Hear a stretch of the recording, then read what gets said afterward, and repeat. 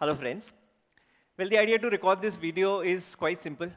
I wish to place on record my deepest sense of gratitude and my heartfelt thanks to our present president, Shri Devenji Deshpande, and our past president, and who's also been the chairman of the academic committee, which is responsible to introduce and perhaps propose a revised structure for the CS executive and CS professional program.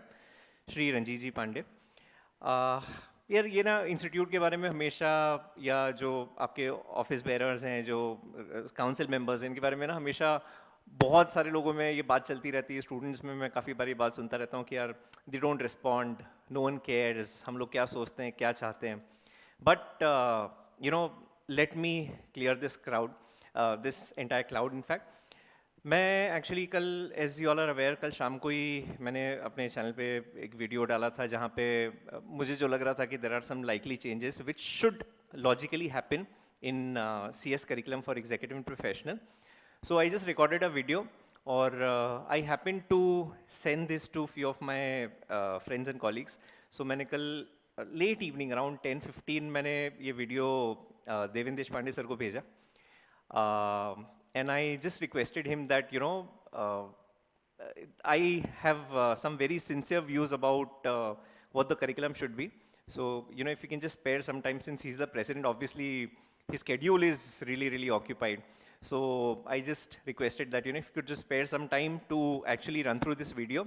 I'm sure there'll be some real good insights which are absolutely important from CS perspective. करीब 11:15 बजे उनका reply आया that he is gone through the video and मतलब वैसे ये सब करना नहीं चाहिए, चैट नहीं दिखानी चाहिए, but I was so dilated, I was so happy that मैंने एक्चुअली कल उसका स्क्रीनशॉट लिया। और ये आप अगर देखोगे ना तो ये 10:15 बजे का वीडियो है और करीब 11:15 बजे इमीडिएटली सर का रिप्लाई आ गया that he is actually gone through the video and he is also forwarded it to mister Pandey who's actually the head of the academic committee. अब उससे भी इंटरेस्टिंग बात है और उन्होंने ऐसा कहा कि भाई he may call you tomorrow so maybe to understand things more fully. Very interestingly just sir का मैसेज आया और उसकी थोड़ी देर बाद मुझे सर का भी मैसेज आ गया, पांडे सर का भी मैसेज आ गया। वो भी आई थिंक इसमें I should have the screenshot of that as well.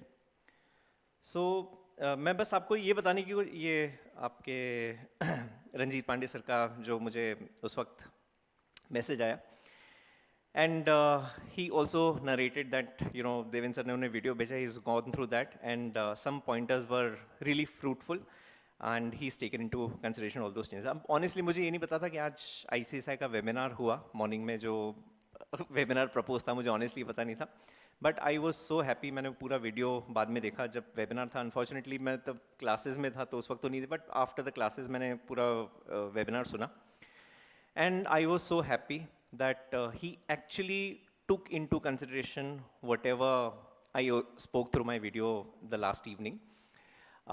जैसे कल एक जो मेरा बहुत बड़ा कंसर्न था कि SBC जो भी एग्जिस्टिंग सिलेबस में है सेटिंग अप वाला पार्ट वो एक्चुअली मॉड्यूल 2 में चला गया।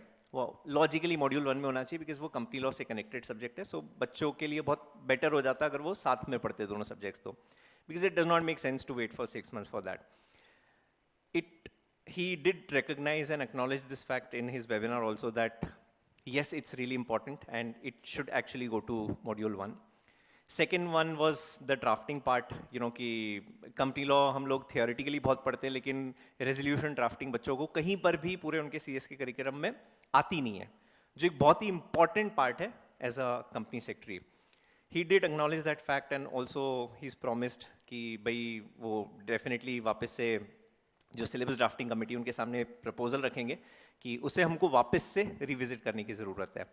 फिर एक एडवांस कंपनी लॉ को लेकर एक कंसर्न था कि somehow that subject should also be brought back, to which he also clarified that it will not come as a pure subject, which absolutely made sense to me। जब मैंने पूरा webinar सुना तो मुझे, और ऑनेस्टली मैं खुद कन्विंस हो गया उस चीज़ को लेकर, जबकि मैं पहले बहुत स्ट्रांगली फील कर रहा था कि एडवांस कंपनी लॉ होना चाहिए, बट मैं कन्विंस था जब तक वो वेबिनार कंप्लीट हुआ कि what he said that same advanced company law आपने अलग अलग सब्जेक्ट्स में अलग अलग पार्ट्स में इंट्रोड्यूस किया हुआ है, which in a way serves the purpose. So anyway मतलब वो एक कंसोलिडेटेड सब्जेक्ट ना हो, अगर वो 5 सब्जेक्ट्स में बिखर के भी आ रहा है, it is fine. Ultimately the objective is it should help the students, you know, analyze analytically that subject more fully. So I think the purpose was fulfilled. He did take into consideration that fact as well. और भी कुछ एक दो बातें थी जो मैंने video में बोली, जिसका उन्होंने बहुत ही क्लियरली और बहुत ही पॉजिटिवली उसको एक्सप्लेन करते हुए he did pass on the words that he will definitely take into consideration. So I'm really happy. Main यार ये वीडियो बनाने के पीछे सिर्फ एक पर्पस था. I genuinely wanted to thank both of them. That even in this busy schedule, I'm sure their inboxes must be flooded with messages. उसमें उन्होंने टाइम निकाला. He took out this opportunity and actually he gave due regards to the suggestions made by the stakeholders.